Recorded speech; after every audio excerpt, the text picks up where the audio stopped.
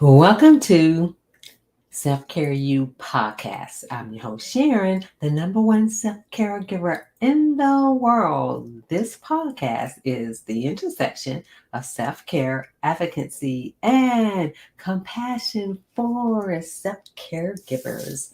Welcome, welcome, welcome.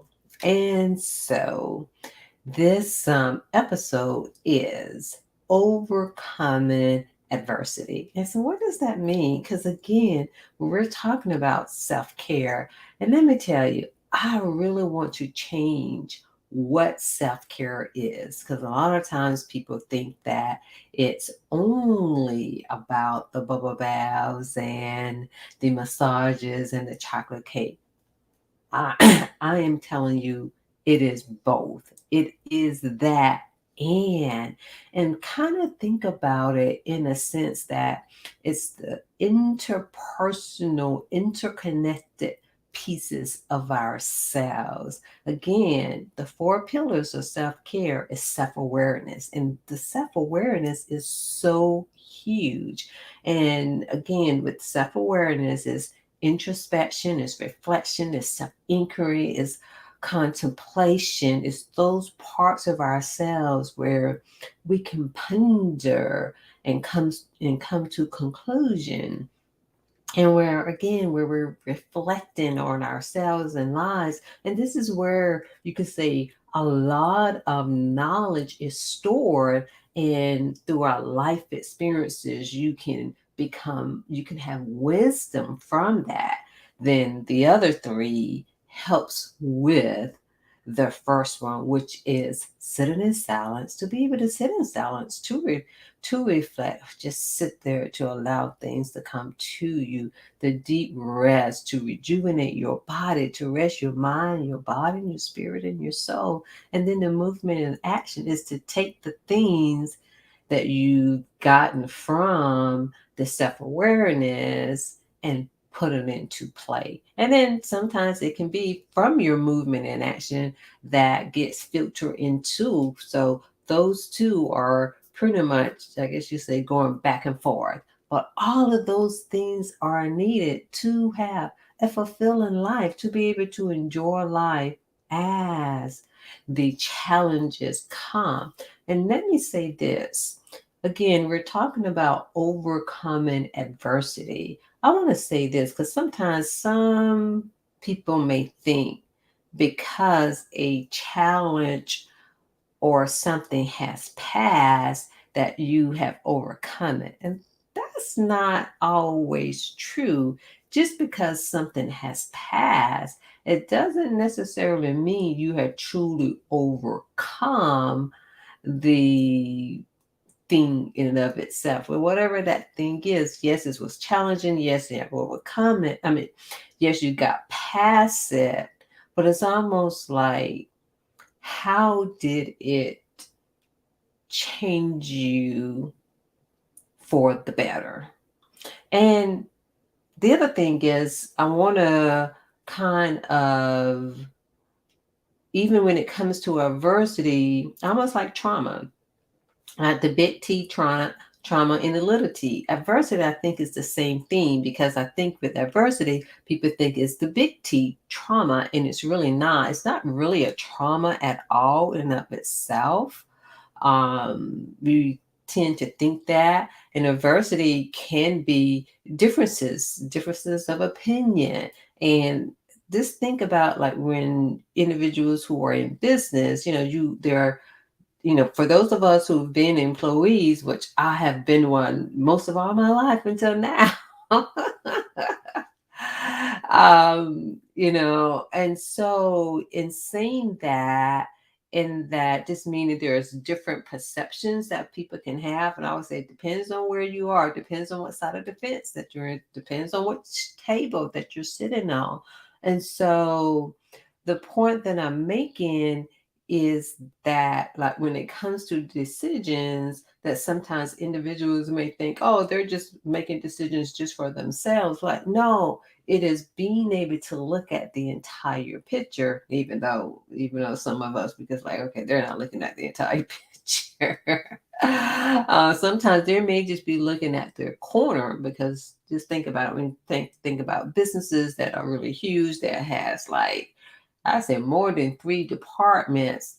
One of my friends, we were having a discussion and he reminded me, yeah, that department is only looking at their numbers. They're not looking at how it impacts, I say, the other department. Because I guess the way I look at it, I can see that A and B, I mean, A and C is connecting over here, is leaving B out, and they need to consider B because it all really impacts each other. So, well, anyway, that is another story. But just in saying that, it kind of shows you my way of thinking. See all the strengths that you have. And so, in saying that, I don't want you to look at adversity of always of being like a major event or a major challenge. It could be a decision that you need to make. It could be differences. It may be you may need to have a talk with someone. And again, we have this thing about speaking your truth. Yes, speak your truth. And again, when it comes to self care, I really have this belief that if we're all working on our own self care, then we will not have. I'm not going to say we're not going to put it like this. The goal is not to be offended by others, to not like whatever it is that the other is saying, because they could be telling the truth. You just may not like how they're saying it. And then sometimes they may not be telling the truth. It's their truth. You may not like it. So it's kind of like so that I won't be offended and get defensive because of something that someone else says or something I may not enjoy. And one thing I can say about me being on this entrepreneurship pretty much life now, being able to really see things from a business perspective. And there's always been some of it as a stereotype. It's like, oh well, but bosses are this or bosses are that or owners are this and entrepreneurs are this way. And the thing is, one thing that I have learned is that it really forces you, if not, you're not going to make it, to really be able to make a decision and to stick with it. And I don't want to say no matter what, but sometimes no matter what, but to be confident in the decision because there is no room in making everyone happy. Because if you're making a decision and then you're running over here, oh, are you okay with that decision? No, because it's that person over there is taking care of their own self. Again, because self-care, that's part of whatever that you are taking care of. You're taking care of the whole system anyway. Like what if you're making a decision for so many people? So just meaning that you're not going to be able to please everyone. So in saying all of that, again, when it comes to overcoming adversity is to pretty much have a mental toughness. And I know in our society, oh, Sharon, what are you talking about? Mental stuff? No, we need to be soft. What I'm saying is getting to the point where things do not bother you, getting to the point where you can make a decision about something and you feel that it is the best decision for you, your family, when I say your community where you are, where you're able to make that decision, if you are head of something, that you're making those decisions and everyone is not going to be okay. And that's okay because sometimes, too, someone can say something and you can say, oh, yeah. That can be improved. You know what I mean? And so sometimes that feedback is something that's needed anyway. And so part of self care too, especially when you're sitting in silence and someone says or does something that is different of your opinion, of your expectation, or something just didn't work out, or whatever it may be, pay attention to your body. And this is where exercising really comes into play so that you can help train your body not to be so reactive and to really make it come back into where you are and who you are in that given time. And so, again, overcoming adversity is to have that mental toughness where you're able to be okay with differences, that you are able to pretty much, when obstacles come, that you're not just going to quit. There's no quitting here. There's maybe adjusting and making some changes and looking at it and say, okay, how can I get better at this, or what needs to be done? Or do you need to hand the baton to someone else, meaning, delegate, any task or anything.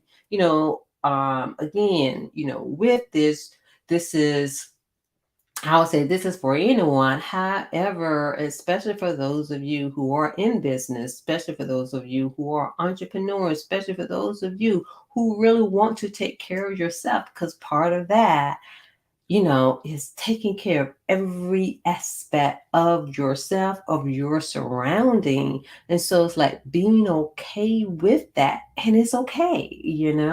It's like not to be offended, is to be able to say, yeah, this is the best decision that I can make at this moment with the information that I have. And sometimes we never know how things are going to turn out. Things turn out the way that they turn out. You make the adjustment and then you move on.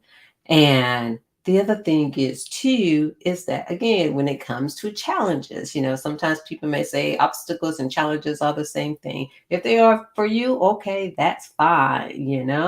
But sometimes I would just say there are a little bit of difference in those things, because a challenge doesn't exactly mean that it's an obstacle. When I look at an obstacle, I look at an obstacle mostly like something that kind of stops, that's in the way, where a challenge is something that's coming at me anyway.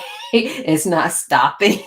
That's kind of how I look at it as a challenge. But so it's up to me to pretty much do what needs to be done so that the challenge itself will not devour me. So what about you? What do you do so that things will not devour you? And then the other thing of overcoming adversity, of having the mental, and sometimes it may not always be mental toughness, but there is definitely, I would say, to have, there's another word I want to use. I just can't think of what it is. It came and then it went just that fast. But to be able to figure things out. This is what overcoming adversity is. And I feel like when something comes up that doesn't go to plan, what are you able to do and able to figure things out? Because you can, but there is work to be done. Again, when you come to the self-awareness, in the sense that, okay, well, what is this is all about over here? You know what I mean? And so just know that you have what it takes in order to figure it out. And the other thing is that overcoming adversity and having the mental toughness, kind of going back to what I was saying, is making a decision. There are times that you may need to choose just one. Even though, like, for all of us, for most of us, we've had a job and we had an interview, and for most job positions there's only one. And if we're not chosen, we want to know why, so that if there's anything that needs to be improved on, and if you're the one who's making decisions, because I know I've been a supervisor before and have had the opportunity to hire someone. I've had the opportunity to where someone had to be written up. I also have been in, I would just say, a situation in which my, I want to say, pretty much, I would just say, recommendation was for a person not to work there anymore. And sometimes some individuals like, oh, but they got a family and they have this. And sometimes in some situations, especially, I'm going to say this, when there is a policy violation, a direct policy violation, especially when it comes directly to a client or a customer, then a place really cannot do that. And I have witnessed some things, especially, I'm going to say this, especially in the mental health field. It could be in the human services field where the feelings really get in the way of not doing the right thing. And we need to really get away from that, because in the long run, it is not helping your customer base, your client base, whoever that may be. And that's really anywhere.